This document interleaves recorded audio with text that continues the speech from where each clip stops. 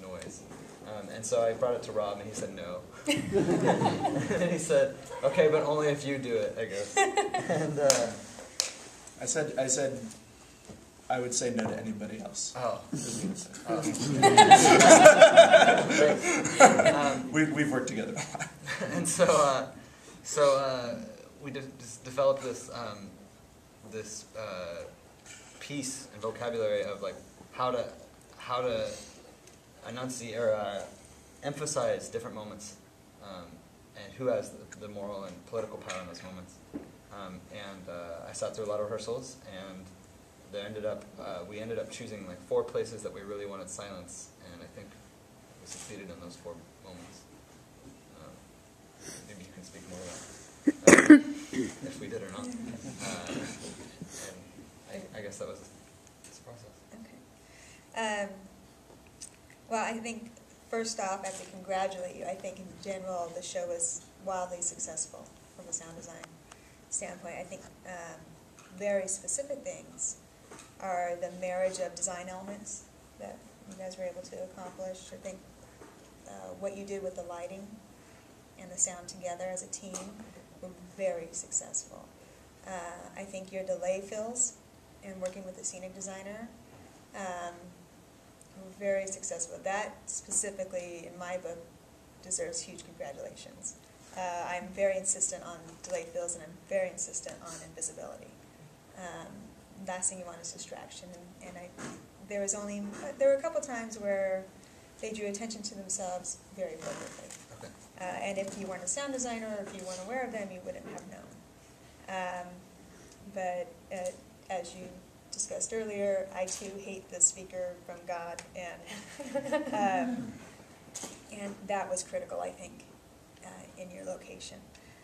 I think your opposing elements were well designed. I think they married to each other well, in that when they were playing together, they sounded cohesive, as if they could exist within the same world. They didn't conflict with each other tonally or musically at all. I have to acknowledge the approach to do pre-show audio and intermission audio. I like that a lot. I like the contrast. I had one comment in that in my champion to hide speakers, it was a bit distracting to see speakers on sticks.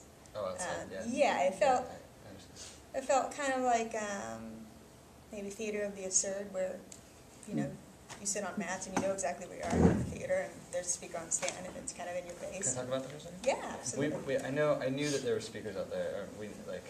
But we tried very hard to make them aesthetically a concept. So they're in a 90-degree angle to the theater, so they're surrounding the theater perfectly from a distance. And I tried to get them as equally spaced as possible and as uniform as possible, so that way, even though there are speakers on sticks out there, there's an attempt to make them uniform, a uniform machine. Okay. I guess I didn't see it carry over into the main show, so it threw me. Sure.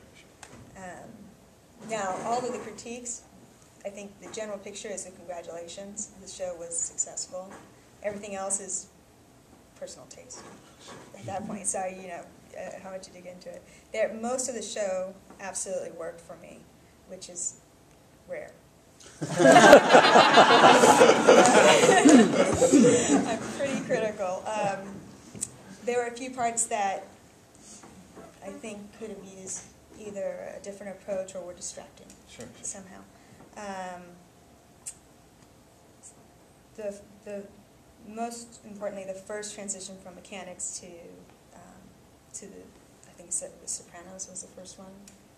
I was wondering if maybe Mary should have brought that in herself as opposed to it introducing her. Yeah. And so I wasn't sure if that, if she brought that in with her, if it would have been less. Mm-hmm. It seemed a little bit of an abrupt transition. I wasn't quite sure where that came in. But like I said before, the two sounds still worked well together. So,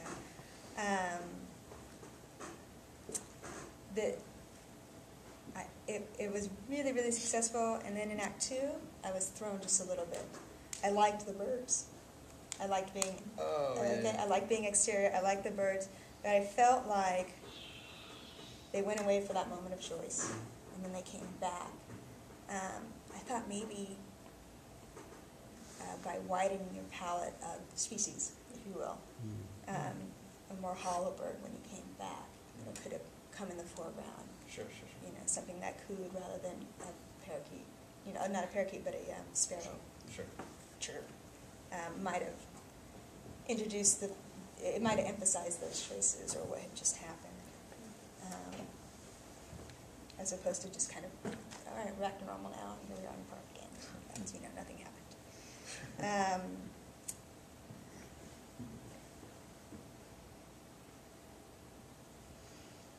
There was, let's see, where are we?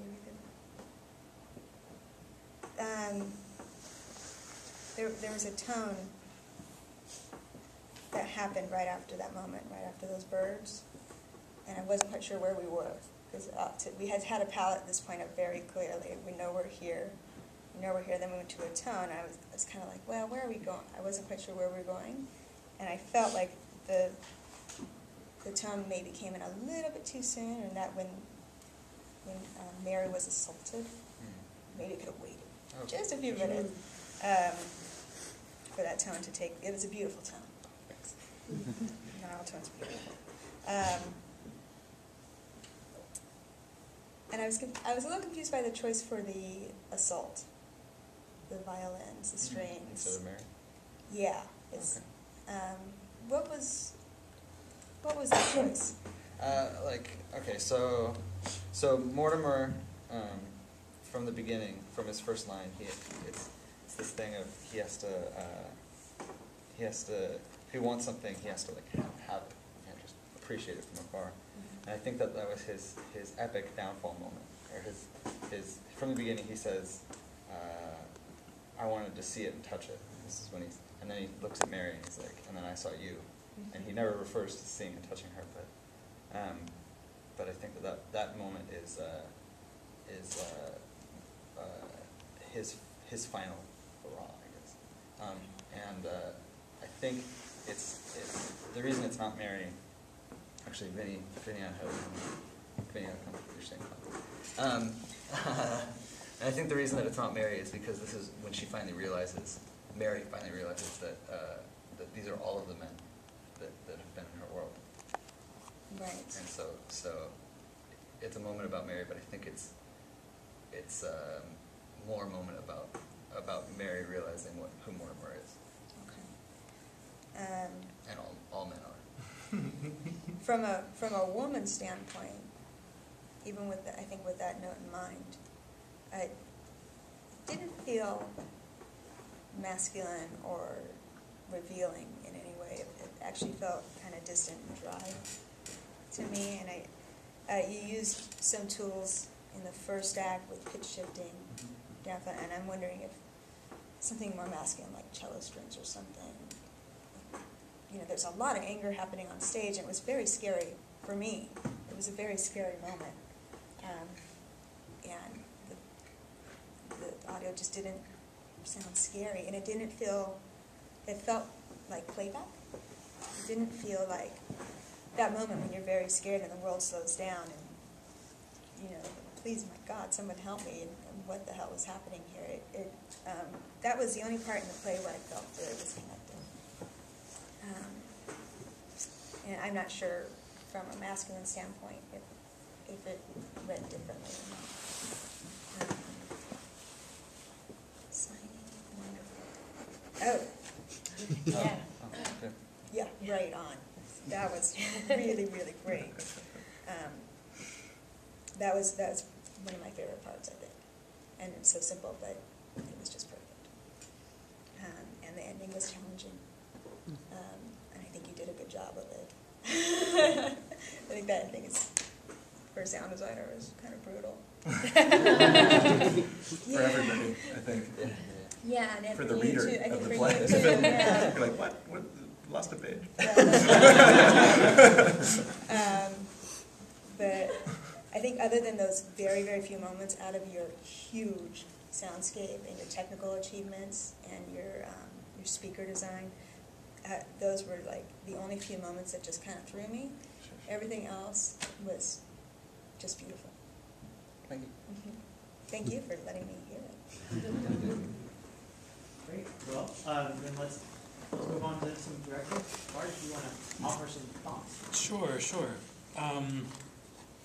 Yeah, no. I guess what I especially appreciated was the clarity of